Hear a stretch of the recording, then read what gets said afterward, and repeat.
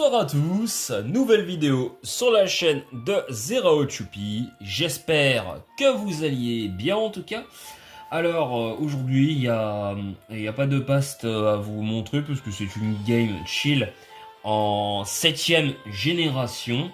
Du coup évidemment donc avec on se rappelle la mécanique du Z-Move évidemment et la mécanique aussi des méga évolutions qui étaient présentes encore à cette époque. Évidemment, le style d'archétype, je pense, a pu évoluer un peu depuis. Alors là, j'étais un petit peu surpris, mais j'ai trouvé la game intéressante, c'est pour ça que je vais vous la montrer. Alors bon, déjà, ce qui m'a surpris, c'est que j'ai pas l'habitude de... J'ai pas du tout l'habitude de voir Yuna jouer stall. Hein, clairement, c'est pas du tout dans ses habitudes. Elle va plutôt jouer des HO screen et puis Rain, hein, c'est plus et puis aussi quelques bulky offense. C'est pas du tout l'habitude d'Anna de Yuna de jouer stall. Je pense pas que c'était une bonne solution, mais c'était quand même intéressant de le montrer en vidéo, hein, évidemment. Alors. Déjà, la question que je me posais, tu me diras dans les commentaires, Yuna, est-ce que ta team, c'est une team que tu as prise sur coup critique, du coup, pas du, comment on appelle ça d'ailleurs le terme, vous savez, les teams que tu builds pas par toi-même. Il y a un terme, qui est utilisé, mais bref, vous me direz en commentaire. Et du coup, parce que ça ressemble un peu à ça. Bon, Latias stall, ça me choque pas. Gastrodon, ça c'est déjà vu. Skarmory, bah t'as Whirlwind, bah c'est fort en stall. T'as les Picots, Melodelf, bah garde magique très fort en stall. Justement, comme t'avais pas la grosse botte à cette époque, bah t'es content de l'avoir. Il a sabotage, il a cage éclair. J'aurais préféré Reuniclus, il a effectivement il a comment il peut se setup. C'est vrai que par rapport à Toxapex, c'est un type psy qui peut se setup.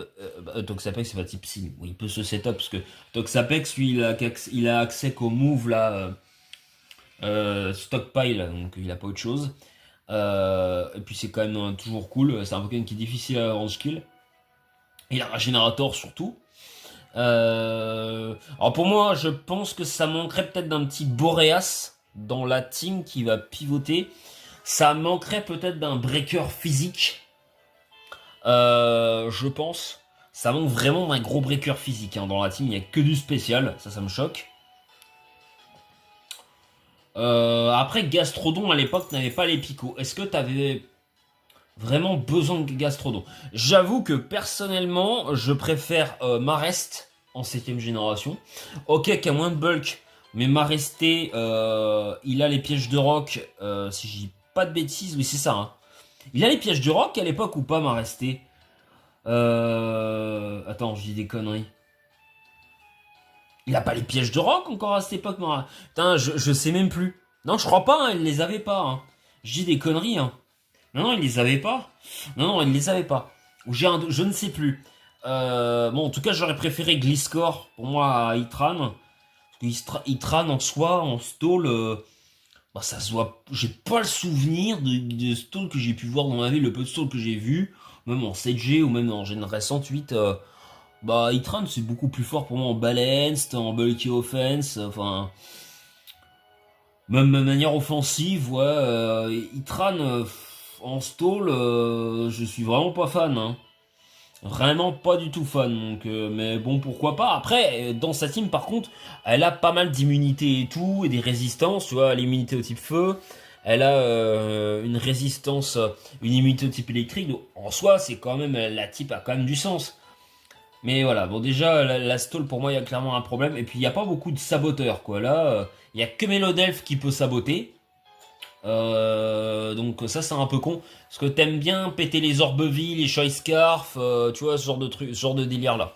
En face on a la team de Symphonie du coup qui est vraiment pas mal en stratégie, qui a appris beaucoup notamment par les conseils de gens comme Baitin, qui a beaucoup progressé, qui fait pas mal de tournois, qui a gagné récemment un tournoi à l'ERP, qui fait vraiment des trucs très intéressants. La minette tu vas descendre s'il te plaît, je te remercie parce que là je suis en train de commenter une game, voilà. Elle fait que des conneries celle-là, c'est mamie, c'est une petite minette. Elle est jeune, hein, c'est normal. Du coup, nous avons Mega Dracofeu Y. Bah, c'est très très fort en 7G. Hein. Le meilleur Mega Dracofeu des deux, même si je préfère le X, mais en stratégie, je préfère le Y. Le X en design. Minoto, bah, un fort en 7G. Hein. Il a rapid spin. Et puis il a pas trop de concurrence en termes de acier sol. Hein. Je crois pas qu'il y en avait beaucoup. Il a Rotom Wash, bah, du coup très très bon défogueur. Donc voilà, il a Pain Split, il a plein de trucs. Et pivot aussi, très très bon pivot défensif. Komo avec le Z-Move qui était très très très fort. Parce qu'en plus à l'époque le Poké perdait pas la moitié de ses PV quand il faisait son Dangerous Soul là. Le Katagami très très joué. Et puis le Tapu Koko. J'ai juste un tout petit problème dans la team de Symphonie que j'aime beaucoup. Par contre, c'est pour moi la problématique en fait, le Dracofeu Y, il met la Sun, mais derrière, si tu dois switcher, par exemple, que tu mets, admettons, un Pokémon petit dragon qui se ramène, tu mets le Tapu Koko en anticipant je sais pas moi, un coverage dragon ou je sais pas, Z-Move dragon, on va dire de Garchomp par exemple. Hein, je dis ça ou voilà, bah, c'est un exemple. Tu viens sur une unité, t'arrives, tu ramènes ton Tapu Koko, mais le problème derrière, c'est qu'en fait tu vas perdre le boost du terrain en fait feu. Et tu ramènes, si par exemple l'adversaire switch, tu ramènes ton méga Dracofeu Y, je sais pas, pour moi, tu te counter un petit peu. Après, je sais, ça marchait pas pareil, non? C'est peut-être pas, je sais pas. Ben, je me trompe peut-être un petit peu, mais je sais pas. Moi, je suis pas fan du double terrain. En plus, t'as pas de Pokémon qui en bénéficient tant que ça. Bon, après, ils ont pas besoin de en faire bénéficier. Mais j'ai pas fan de Sun plus terrain Elec qui vont vouloir changer à chaque fois. Donc voilà. Donc on est parti du coup pour le lead de la game. Donc ça va sur Itran contre Tapu Koko. Le Itran est clairement avantagé. Voilà. Alors Lava Plume. Lava Plume. J'avoue que là, j'aurais préféré que Yuna mette les pièges de roc. Parce que à moins que tu sois Specs Tapu Koko ou alors le Z-Move. Le Z-Move physique là, giga machin.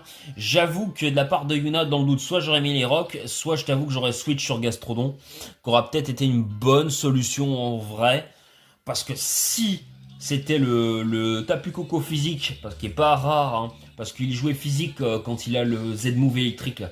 Le Z-Move électrique, ça aurait pu détruire le Hitran, hein, le déglinguer littéralement.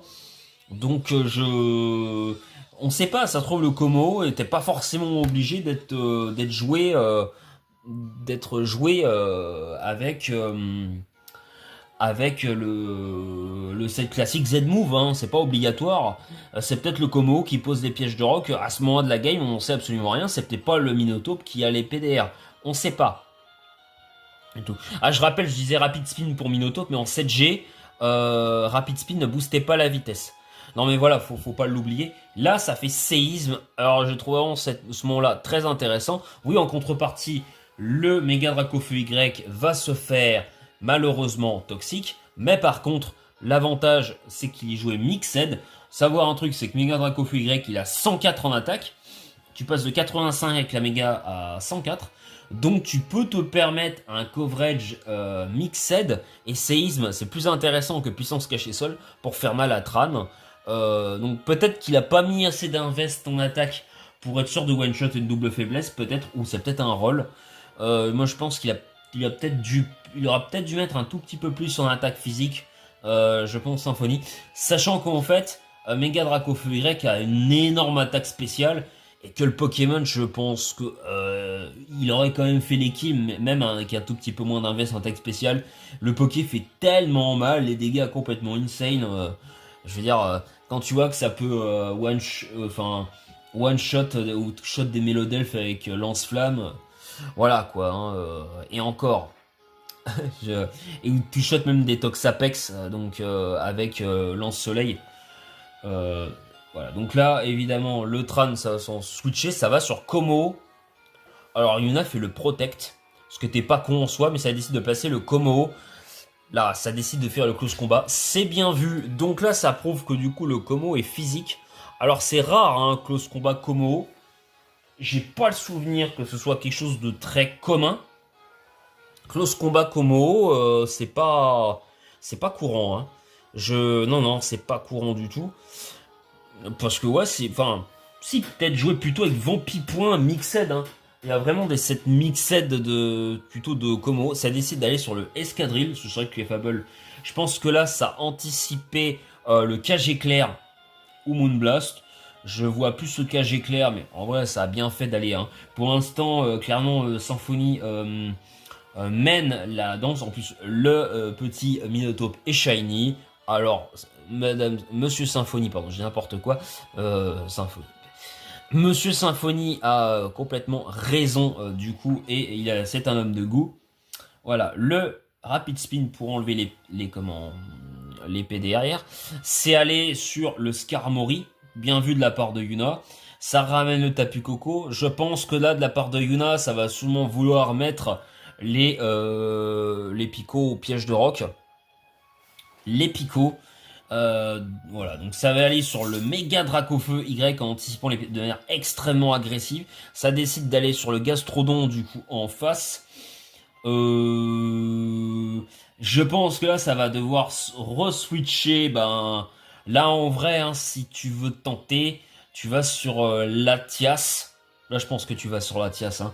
Le play est tellement évident parce qu'il a une résistance au coverage de méga Dracofeu Y. Même s'il va prendre cher, il est plus rapide. Voilà, le Latias. Hein. Très bon play de la part de Yuna, il n'y a pas le choix. Le lance-soleil, Wivader a clairement raison. Ça décide d'aller sur le Rotom. Et le Psycho qui fait très très mal, le 42%, qui fait vraiment très très très mal. Ça suit sur Gastrodon. En soi, je suis pas vraiment convaincu. Là, en vrai, elle aura peut-être pu placer le Reuniclus. Peut-être pour essayer de se setup. Après, le problème, c'est que il y avait moyen aussi d'aller sur Katagami, mais bon, après, tu peux toujours ramener ton Skarmory, parce que bon, bah, en soi, Katagami, qu'est-ce qu'il fait à Skarmory? Bon, Skarmory fait pas grand-chose non plus, mais il peut le virer avec Whirlwind. Donc là, je pense que tu aurais pu ramener Reuniclus pour ramener ensuite le Hermure, qui ramène le Katagami, qui va s'affaiblir avec le Rocky Helmet. Je suis pas fan du play de Gastrodon, parce qu'en plus, tu défogues. À moins qu'il a toxique le Gastrodon, je crois. C'est pas lui qui avait toxique. L'ébullition, où là c'était assez risqué de la part de comment. C'était risqué de la part de Symphonie, mais ça a mis Katagami de manière très agressive. Ça joue très agressif depuis le début du match de la part de Symphonie, mais voilà. Mais Yuna du coup a switché là sur le bon poké et a ramené le Skarmory. Là en vrai ça pourrait peut-être double sur le Mega Dracofeu Y. Et du coup, et anticiper et soigner le méga Dracofeu Y par le toxique. On voit ce qui serait quand même, qui s'est fait toxique. Non, ça fait sabotage. C'est pas plus mal parce qu'au moins, comme le Skarmory, voilà, ça a décidé sur méga Dracofeu Y. C'est quand même une bonne solution. En 7ème génération, Body Press n'existait pas. Donc en soi, Skarmory peut pas non plus vraiment toucher Katagami. C'est ça qui était bien encore pour l'ami Katagami. Parce que voilà, le fait de saboter, bah du coup le Skarmory pourra plus faire de dégâts de grattage avec le Rocky Helmet. Et ça, c'est quand même très important dans une game, surtout contre une stall, où la game peut être très très très très longue. Voilà. Si tu peux casser les restes aussi, c'est bien. Ça va décider de se soigner pour le méga Dracofeu Y, c'est très important. Heureusement qu'il a accès aux soins. Après, c'est vrai que Yuna n'a pas non plus... Ah, attends, elle a peut-être Pico plus piège de roc. Hein. Le Hitran a peut-être les pièges de roc. Et là, le problème, c'est que ça ramène le Hitran. Alors, je pense qu'elle l'a ramené pour faire protect et se soigner, hein, sûrement. Mais là, je pense que Symphonie va sûrement aller sur Rotom. Hein. Là, elle va aller sûrement sur le Rotom. Pour pas trop perdre des dégâts de toxique. Hein. Je vois vraiment le Rotom. Ça va sûrement aller sur le Rotom. Ah non, ça va sur Komo. Ok. C'est bien vu de la part de Symphonie qui pour l'instant mène toujours la danse. Ça adorait sur Reuniclus et ça met les pièges de rock. Ah mais c'est vrai que donc Close Combat, ça prouve que c'est vraiment un commo défensif un petit peu en mode 8G. Le commo avec Protect, avec le Rocky Helmet, avec piège de rock, Body Press. Je peux jouer avec Body Press ou Drain Punch. Vraiment pas mal. Hein. J'aime beaucoup ce set de combo là. C'est assez stylé. Faut quand même le reconnaître. Et elle le rejoint en 7G. Sauf qu'elle est à close combat parce qu'il a pas body press. Mais body press de combo défensif, ça fait bien mal aussi. Le petit escadrille, du coup, qui fait plénitude sur un Reuniclus. Ça fait Z-Move, le Z-Move Spectre. Ah ouais, alors là, par contre, le tête de fer qui flinch. Alors par contre, là, c'est vraiment flopesque. Attends. Reuniclus avec le Z-Move Ghost. C'est ça, hein. Neverending Nightmare, c'est le Z-Move Ghost, hein. Parce que c'est pas le stab, hein, parce que ça aurait fait 0. Mais c'est nul en fait. Ça fait 0, quoi. Donc ça veut dire qu'elle joue le Ghostium Z sur Reuniclus. Alors c'est original, mais c'est très nul, quoi. Attends. Le Reuniclus serait joué du coup avec Shadow Ball. Attends. Parce que du coup tu joues forcément un coverage spectre. Donc elle joue Shadow Ball, non? C'est bizarre. Bon, en tout cas, tête de fer. Ah ouais. Mais pourquoi jouer Shadow Ball sur Reuniclus? T'as force ajoutée déjà? Tu devras jouer avec... Ok, ça y est, sur Escarmori. Alors là, il faudra m'expliquer parce que c'est mystérieux. Je n'avais pas vu ça avant sur la game. Ça va aller sur le Latias là. Le lance-flamme qui fait très mal. Le crit donne 38%, mais ça fait vraiment mal. Là, ça anticipe le fait de rester. Ça fait le lance-flamme. Pour l'instant, c'est bien Symphonie, mais vraiment une énorme pression à Yuna. Ne la laisse pas respirer. Depuis le début de la game, Yuna essaye, mais Symphonie a toujours le momentum. Et vraiment, voilà. Là, il y a... Depuis que le Como a posé les pièges de rock, c'est en plus encore pire, clairement. Donc là, je vois pas pour l'instant comment la stall arrive à survivre. Alors là, ça va... Ouais. Alors là, le psycho est bien vu, mais le problème, c'est que j'aurais peut-être préféré que En fait, le Latios se soigne, parce qu'on soit, comme on connaît pas encore l'objet du Tapu Koko, le Tapu Koko a Roost, et il pourra peut-être se soigner. Parce que là, le problème, c'est que le Méga Latias, pardon, on va pas pouvoir revenir sur deux lance-flammes de Méga Draco Feu Y sous la Sun. Ah bah d'ailleurs, j'ai dit des bêtises en début de game, mais en fait, je dis n'importe quoi. En fait, c'est pas comme dans les générations, comme en 8G ou 9G. Du coup, le terrain électrique ne bouffe pas la Sun. Même si le terrain électrique est là, la Sun reste quand même présente. C'est un truc que j'avais complètement zappé, ça. Excusez-moi, hein. J'ai pas beaucoup joué tant que ça en 7G, donc c'est des détails que j'ai pu oublier. Je sais que la Sun fait plus de 5 tours, 8 tours, je crois. Enfin, les climats font. Mais je pensais qu'un climat contre un autre climat. Bah, en tout cas, oui, la Rain contrerait la Sun. Et la Hail aussi. Mais du coup, j'avais oublié que le terrain électrique bonifie la Sun. Enfin, genre, les deux restent en même temps sur le terrain. D'accord. J'avais complètement oublié ça. C'est intéressant de se le rappeler. Bah, c'est le cas apparemment dans les jeux récentes aussi. Excusez-moi, hein. Cartana du coup qui switch, ça refait l'ébullition. Putain. Par contre là, il faut quand même se le dire, c'est quand même assez gros, très couillu de la part de Symphonie qui prend des risques, mais qui a raison de tenter. Mais putain, deux ébullitions qui ne brûlent pas T'as quand même 30% de chance. Deux ébullitions qui, à la place de Yuna, j'aurais le Sam. Deux ébullitions qui ne brûlent pas le Katagami. Après, c'est vrai qu'en soi, le problème, c'est que bon, t'as pas vraiment switch à Gastrodon, quoi. Donc bon, t'es quand même un peu obligé de tenter un play. Parce que bon, c'est quand même très compliqué. Parce que c'est vrai que ouais, même si t'as la Sun, ben t'as beaucoup de Pokémon qui vont se faire détruire par Gastrodon. Il y a Rotom-Wash qui peut venir, mais Rotom-Wash, je sais pas s'il a feu follet ou toxique. Donc en tout cas, ça n'a pas été révélé. Donc ben je pense qu'il l'a pas parce que sinon il aurait déjà essayé de le burn ou toxique. Le Charizard, du coup, je sais pas pourquoi c'est allé sur le. Attends, pourquoi Yuna elle est allée sur le Skarmory? Parce que Kartana, Charizard, Skarmory.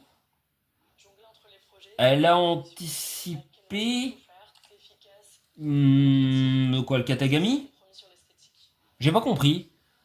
En tout cas, pour l'instant, ça a pu se soigner. En tout cas, j'ai l'impression qu'elle a perdu un tour. Elle a peut-être suranticipé. Je sais pas. J'ai pas été à ce moment-là dans ce play. Là, j'ai eu un moment d'absence, peut-être.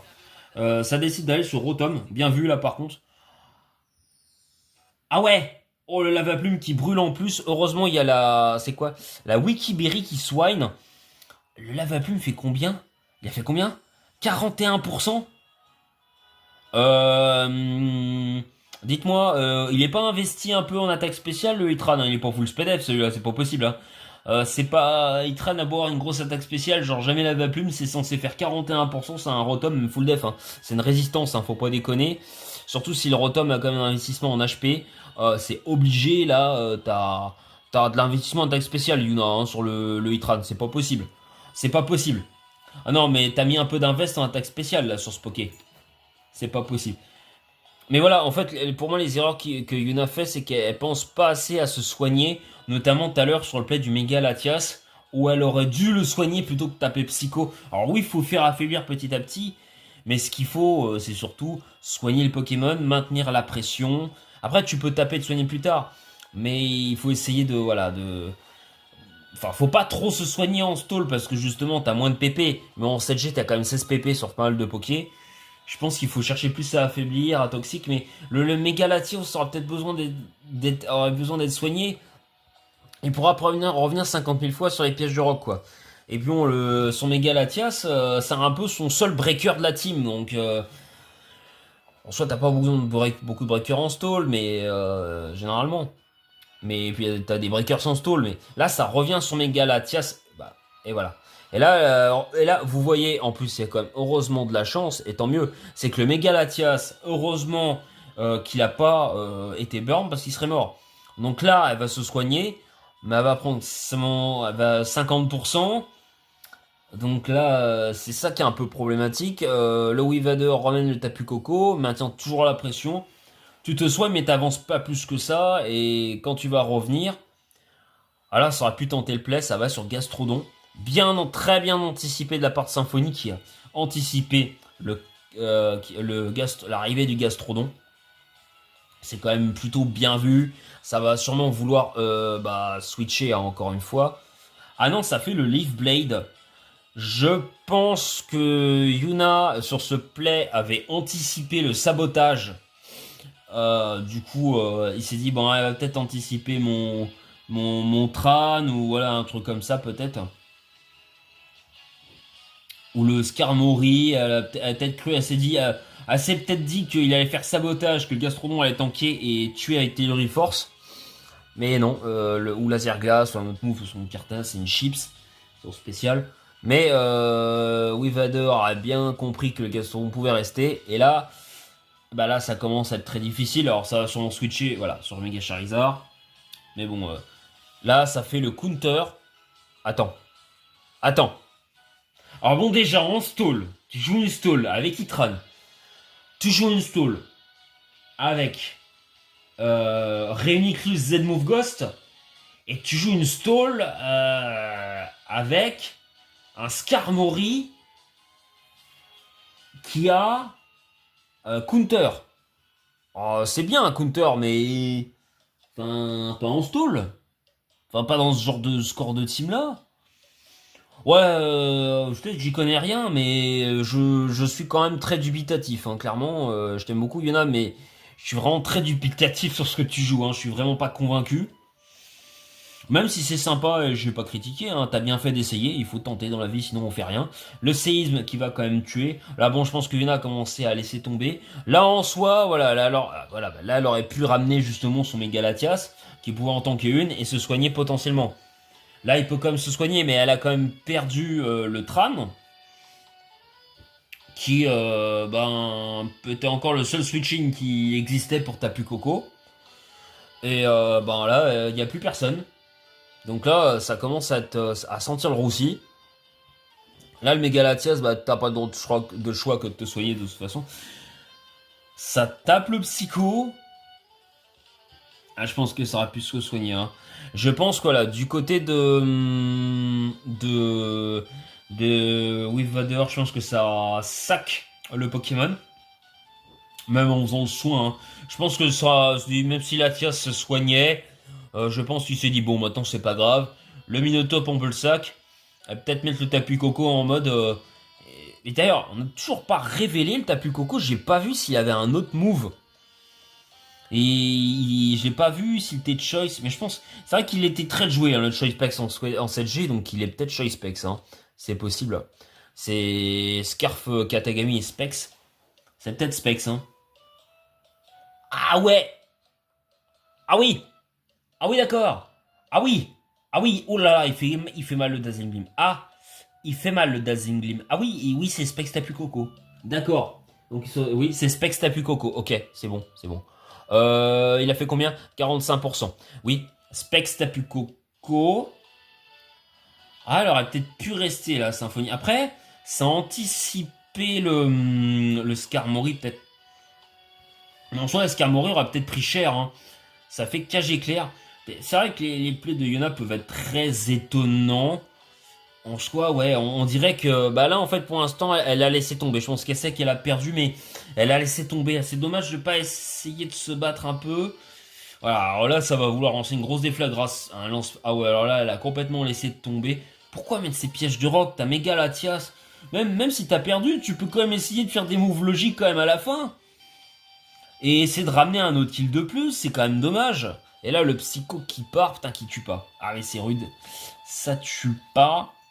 Bon, au final, elle a tué 3 Pokémon. Ouais, Yuna s'en sort quand même bien parce que je trouve que le score aurait pu être plus rude, sachant que quand même la team de Yuna a un petit peu troll. Enfin, je trouve que pour une stall, c'est un peu troll. Pas dans son idée de build, mais c'est troll dans le sens où par rapport à une stall classique, l'adversaire ne peut pas anticiper ce genre de move. Et puis ça a quand même... ça a quand même un peu... voilà... ça flop en plus. Enfin, je veux dire... Puis c'est difficile quoi. Et puis sur certains plays, ça a un peu trompé aussi Symphonie. Je pense qu'il s'attendait un peu à autre chose. Bon là, ça va vraiment sac un Poké. Voilà, Cartana sûrement. Whirlwind. Oui, bah là, je pense qu'il n'y avait pas d'autre choix. Et le T-Bolt qui tue. Et voilà, du coup, on a Symphonie qui va remporter cette game. Qui au final finit un peu plus serré que je l'aurais pensé. Je me rappelais plus du 3-0. Parce que c'est vrai que du coup, même si Yuna c'est pas si mal débrouillé sur certains plays, clairement, je veux dire, Symphonie du début de A à Z, il a quand même maîtrisé la game dans l'ensemble. Et il a toujours mis la pression. Il s'est pas affaibli du tout premier tour. Il a fait sûrement certains doubles parce que des fois il a pas trop compris certains plays de Yuna. Et tout simplement, il a pris un énorme risque sur les plays sur le Gastrodome. En soi, c'était des risques où il n'avait pas vraiment le choix. Sur le 2 fois, il a été sur les Scald, mais il a été agressif et ça l'a récompensé. De toute façon, c'est comme ça des fois qu'on gagne. Sinon, on gagne pas de match. Il faut faire ce genre de play-là. Surtout que c'est vrai qu'elle avait pas... Symphonie n'avait pas non plus un énorme match-up, ni c'était le cas non plus de... Enfin, si, il y a certains pokés qui avaient un bon match-up, mais en soi, Yuna, elle avait un match-up aussi. Hein. Il y avait, je pense que c'était un peu 50-50, parce que Katagami, bah, quand même, il gère quand même comment... Il se fait gérer par le Hermure. Le Mega Latias, il gère le Mega Dracofeu Y. Le Komo gère le Hitran. Voilà. Le Gastrodon, bah, il gère le Rotom Wash. Puis aussi, il peut gérer un peu Minotaur. Voilà, Skarmory gère aussi Minotaur. Donc bon, enfin, c'est un peu, ouais, c'est du 50-50. En tout cas, j'espère que cette game vous aura plu. N'hésitez pas à liker, commenter et partager. Et à très bientôt sur la chaîne de Zero Choupi. Tchuss!